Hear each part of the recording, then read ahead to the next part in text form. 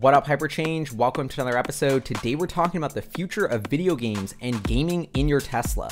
Is that Model 3 you bought a $40,000 electric car that can go 300 miles per charge? Or is it a $40,000 gaming console sort of Xbox competitor? The answer is a little bit of both, and I think Tesla's new foray into the video game industry, launching different applications and games for its cars, is a sneak preview of sort of Tesla 2.0 and what their vehicles can do as software-first, over-the-air update enabled vehicles that are really more computer on wheels than they are cars. And so I think video games are a super amazing, quirky, outside the box, fun way for consumers to love their vehicles, to get more enjoyment out of them. But it's also this amazing example of a huge business opportunity that no one's thinking about for Tesla, and a reason why their technology, when you dive deep into it, is so different than every other automaker. No other car company in the world could pull this off, and I'm going to tell you why. So take a step back. Let's think about Elon Musk and Tesla's foray into the video game industry. So Elon Musk actually grew up in South Africa way back in the day, started coding, and one of the first things he coded was this game called Blastar that he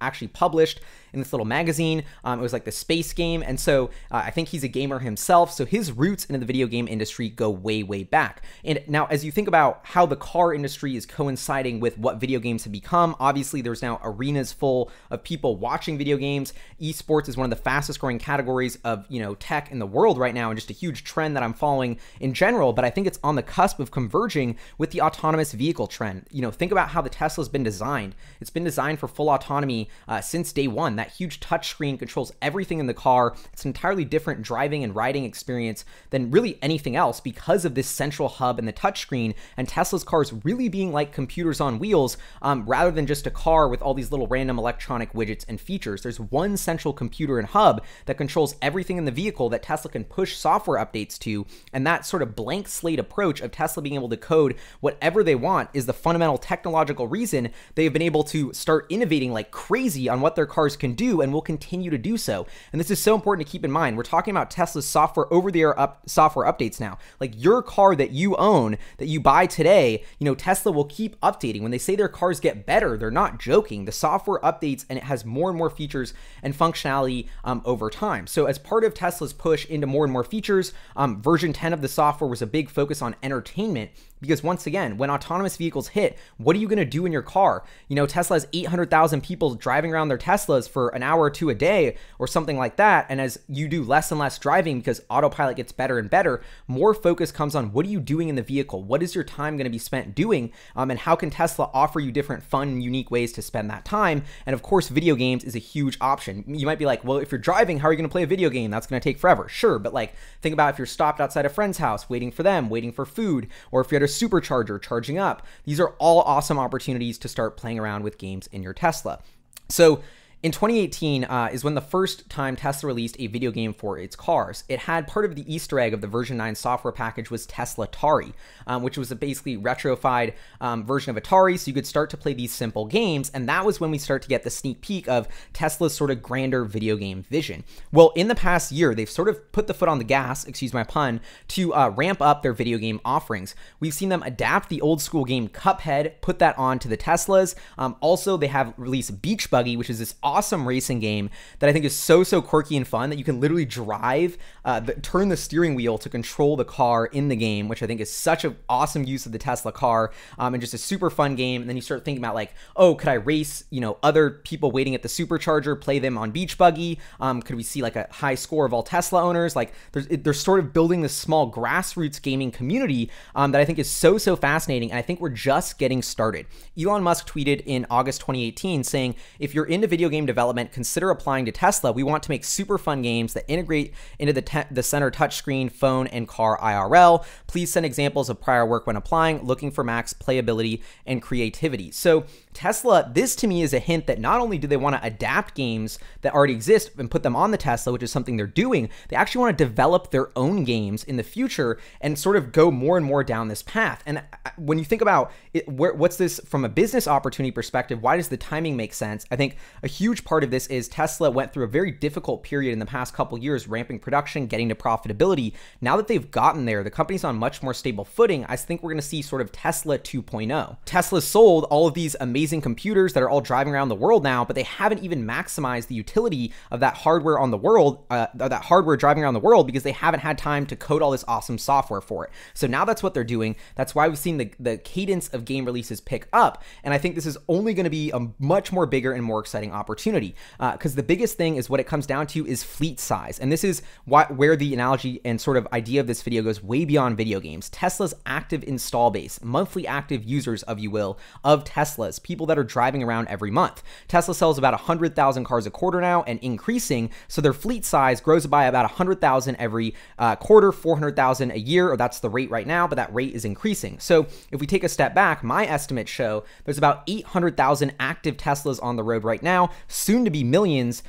It's soon to be over 1 million in mid 2020, and then scaling rapidly to 2, 3, 4, 5 million of these people. And you think about people driving around Teslas, a Tesla might belong to a whole family, so there might be a lot more than just one person per Tesla who's using it per month or on a weekly basis. And those people in Teslas are usually like forward-thinking, tech-savvy, higher income, sort of Apple-esque consumer demographic, which is extremely valuable to application developers and software companies in general. So Tesla has this massively active growing base of users that need to spend more and more time on the screen because they're driving less and less, and that is creating this massive need for frankly opportunity to entertain them. And Elon Musk has said that Tesla is a tool for maximizing fun and enjoyment.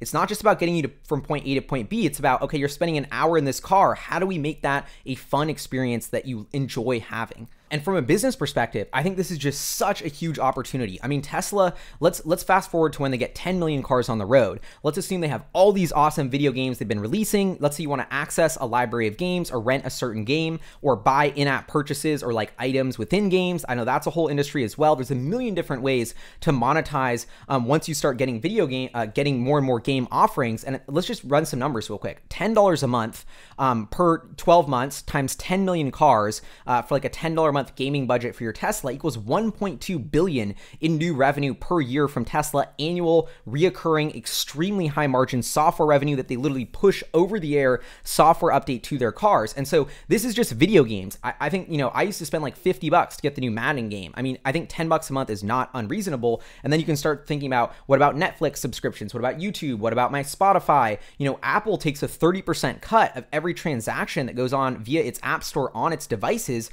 You know, they're the hardware. It's a walled garden. You got to pay to play and give them a cut of all your revenue. I mean, this idea of a Tesla app store is massive and has a huge opportunity and is something that nobody is thinking about. Tesla's already a profitable company. The economics of their business are already working, and we're scratching the surface of them layering on all of these new software services that rapidly increase the margin of their cars. I mean, this is just something that no other car company, this is why it's so hard for traditional media and analysts to understand Tesla as a company, because every other auto company is not software first. The way Tesla's computer works, it's all done through one central hub. Like, it's truly one big computer they can code with these over-the-air updates. Car companies over time, you know, they're not software companies. Their expertise is in building vehicles and the internal combustion engine. They outsource everything, including the electronics.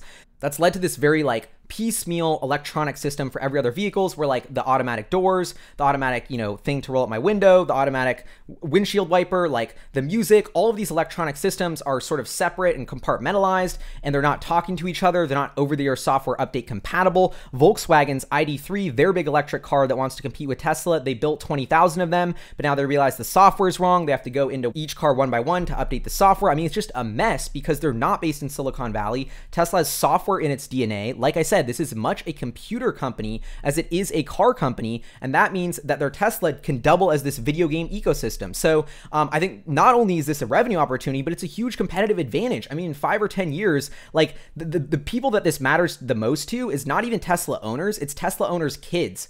Like they love the video games in the Tesla. They almost want to just be in the Tesla and play games even when they're not driving. To me, that's a sign that's like, you're going to have a car without a gaming entertainment system and a car with one. It's night and day. Like, think about when you're on a plane now and you can have the little screen in front of you on the seat in front of you. Like, and when you're on some old plane that doesn't have that, but it's still a 5-hour flight, you're like, what am I going to do?